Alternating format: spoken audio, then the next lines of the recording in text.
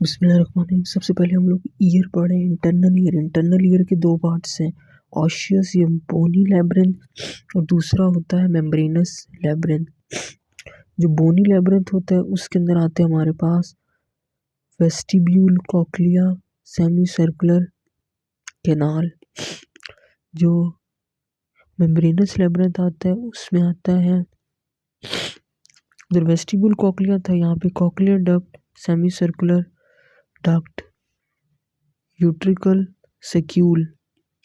चार पार्ट है, इधर तीन पार्ट है। ये बहुत ज़रूरी बात है कि जो मेम्ब्रेनस लैब्रिंथ है वो कम्युनिकेट करती है ऑशियस लैब्रिंथ से। उनके दरमियान एक स्पेस होती है which is called as the perilymphatic space. Perilymphatic space के अंदर पेरिलिम्फ होता है, यानी अगर हम बात करें तो पेरिलिम्फेटिक स्पेस में पेरिलिम्फ होता है। तो जो पेरिलिम्फ होता है उसकी सेम कॉम्पोजिशन होती है CSF से, क्योंकि जो पेरिलिम्फेटिक स्पेस होती है वो कम्युनिकेट करती है सब एरेकनॉइड स्पेस ऑफ ब्रेन के साथ। ये इस डायग्राम में देखें, ये देखिए, ये पेरिलिम्फेटिक स्पेस है, कम्युनिकेट कर रही है। नीचे सब एरेकनॉइड स्पेस और ये पेरिलिम्फेटिक डक्ट यानी स्पेस है।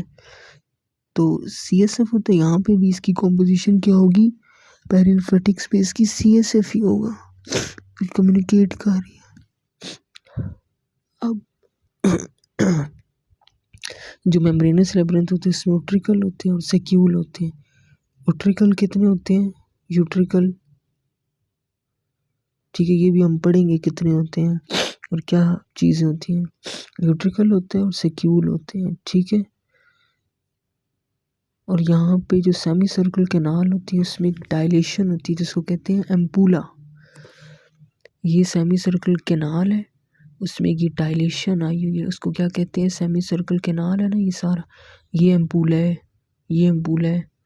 तीन सेमी सर्कुलर कैनाल होते हैं ना, और बाकी दूसरा भी कोई एम्पूला होगा, ये बल्कि ये एम्पूला है, 1 2 3। तो 3 एम्पूलास प्रेजेंट होते हैं at the each semi circular canal. जो सेक्यूल होता है कम्युनिकेट करता है उट्रिकल्स के साथ with help of cochlear duct. Saccule communicate with utricle, ये सेक्यूल है, कम्युनिकेट करे उट्रिकल के साथ with the help of the ये cochlear duct. This duct that connect the saccule and utricle, यानी ये सेक्यूल और उट्रिकल है, इनको कनेक्ट कौन करता है, cochlear duct. The duct that connect the secule and utricle, they form the Y-shaped stalk that terminate as blind sac called endolymphatic sac। जो duct होती है यानी कॉक्लियर डक्ट जो यूट्रिकल और सेक्यूल को आपस में कनेक्ट करती है वो एंड होती है as a blind sac known as endolymphatic sac. Endolymphatic हाँ सैक होता है, ये सैक है, ठीक है। जो एंडोलिम्फेटिक सैक होती है, डक्ट एक अलग चीज़ है, ये डक्ट है, ये सैक है।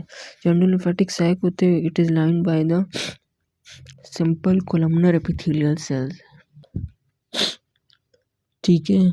और जो एंडोलिम्फेटिक सैक होती है उसमें सिंपल कोलमनर एपिथेलियल सेल्स होते हैं, ये एब्जॉर्प्टिव फंक्शन करने का काम करते हैं। और ये जो सेल्स होते हैं एंडोलिम्फेटिक सैक के ऊपर जो एपिथेलियल सेल्स होते हैं ट्रांसफ़र करते हैं एंडोलिम्फ को ब्लड कैपिलरीज में। अब जो मेम्ब्रेनस लैब्रिंथ होती है it is lined by the simple squamous. जो भी मेम्ब्रेनस लैब्रिंथ है हमेशा याद रखें, मेम्ब्रेनस लैब्रिंथ क्या होगी, हमेशा सिंपल स्क्वैमस एपिथेलियम होती है। बट कुछ reasons it is specialised to form the various sensory organs such as the crista ampullaris, macule, organ of Cortai. Crista ampullaris which are 3 in number, macule 2 होते हैं, एक उट्रिकल में होते हैं और एक सेक्यूल में होते हैं। दूसरा ऑर्गन ऑफ कोटाई जो कॉक्लियर डक्ट में होते हैं। क्रिस्टा एम्पुलैरिस एंड मैक्यूल का क्या काम होता है, एक्विलिब्रियम पोजीशन, यानी crista ampullaris angular movement of the head या rotational macula linear angular acceleration of organ of Corti, spiral organ. It detect the sound vibration and send to the brain. ठीक है, ये वही बात लिखी हुई organ of Kotai, spiral organ होते हैं और कॉक्लियर डक्ट में होते हैं। इस डायग्राम को भी देखिए, ये कॉक्लियर डक्ट है, ऑर्गन ऑफ कोटाई इधर प्रेजेंट है कॉक्लियर डक्ट के अंदर। एंडोलिम्फेटिक सैक है, 3 एम्पूला हो गए हैं, ठीक है, 3 क्रिस्टा एम्पुलरिस हो गए 3, और मैक्यूला 2 होते हैं, मैक्यूला यूट्रिकुला, मैक्यूला सेक्यूला। आगे होते हैं क्रिस्टा एम्पुलरिस। ये 3 नंबर होते हैं, हर सेमी सर्कुलर कैनाल में प्रेजेंट होते हैं। उनका काम होता है रोटेटरी मूवमेंट, एंगुलर एक्सेलरेशन करवाना। इन द रीजन जहाँ पे क्रिस्टा एम्पुलरिस प्रेजेंट होते हैं, वहाँ पे जो मेम्ब्रेनस वॉल होती है थिक करके रिज बना देती है। ये देखिए, ये रिज बना दी। In a region where the crista ampullaris is present, they form a ridge known as ridge बना देती हैं। This ridge consist of the connective tissue and nerve fibre. Crista ambularis consists of 2 types of cells. Number 1 are the hair cells, number 2 are the supporting cells. जो hair cells होते हैं वो न्यूरोएपिथेलियल cells होते हैं, जो कि मैकेनिकल एनर्जी यानी जो साउंड वाइब्रेशन को कन्वर्ट करते हैं इलेक्ट्रिकल एनर्जी में एंड सेंड करते हैं to the brain with the 8th cranial nerve, vestibulocochlear nerve. अब जो हेयर बंडल होता है उसके अंदर स्टीरोसीलिया भी होते हैं और काइनोसीलिया भी होते हैं।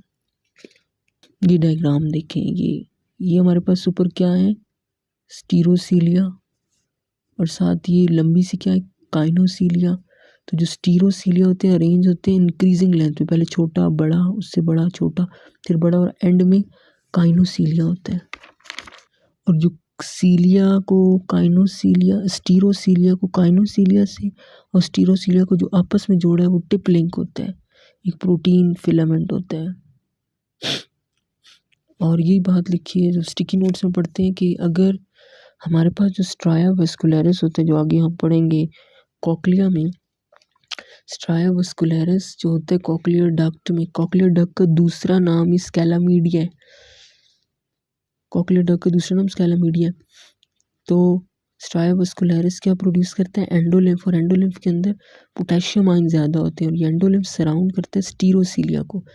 जब स्टीरोसीलिया ये इस तरह मूव करेगा काइनोसीलिया की तरफ, तो बेंडिंग हो रही है ना, तो चैनल्स ओपन हो जाएंगे, पोटेशियम आयंस होंगे वो अंदर चले जाएंगे, हेयर सेल्स के डीपोलराइजेशन होगी, इम्पल्स जनरेट होगी और ब्रेन की तरफ चली जाएगी इम्पल्स, और जो हमें बता देगी कि मूवमेंट कैसी है, रोटेशनल है, क्या है। अब स्टीरोसीलिया होते किधर हैं, हेयर सेल्स के ऊपर। अब इस डायग्राम को देखिए, टाइप 1 हेयर सेल है, ये टाइप 2 हेयर सेल है, और इसके दरमियान में क्या है, सपोर्टिंग सेल्स हैं। अब जो स्टीरोसीलिया है वो हेयर सेल्स के ऊपर लगे होते हैं स्टीरोसीलिया। जो टाइप 1 वाली है उसकी शेप देखिए वो कैसी है, फ्लास्क शेप है, यानी थर्मस की तरह।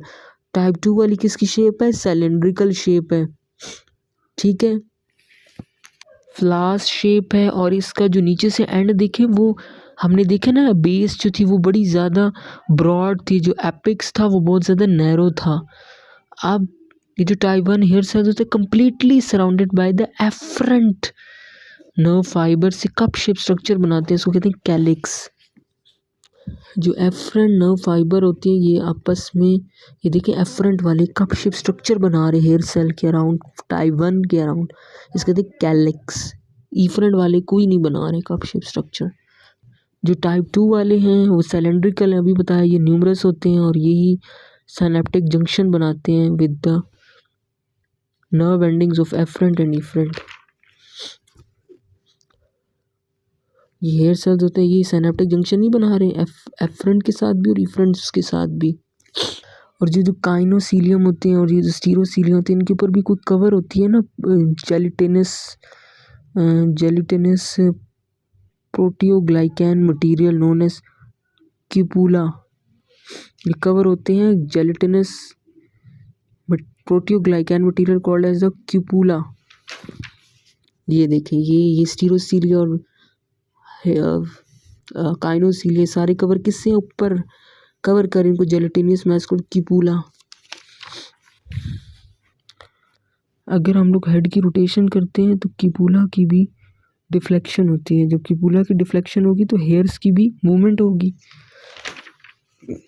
हेड की मूवमेंट की, क्यूपुला मूव की, डिफ्लेक्शन हुई तो हेयर सेल्स की भी मूवमेंट होगी। हेयर सेल्स की मूवमेंट होगी तो क्या होगा, वही डीपोलराइजेशन होगी, पोटेशियम आयन अंदर आएगा, डीपोलराइजेशन होगी, नर्व इम्पल्स जनरेट होगी और वो ब्रेन तक जाएगी मैसेज लेके, और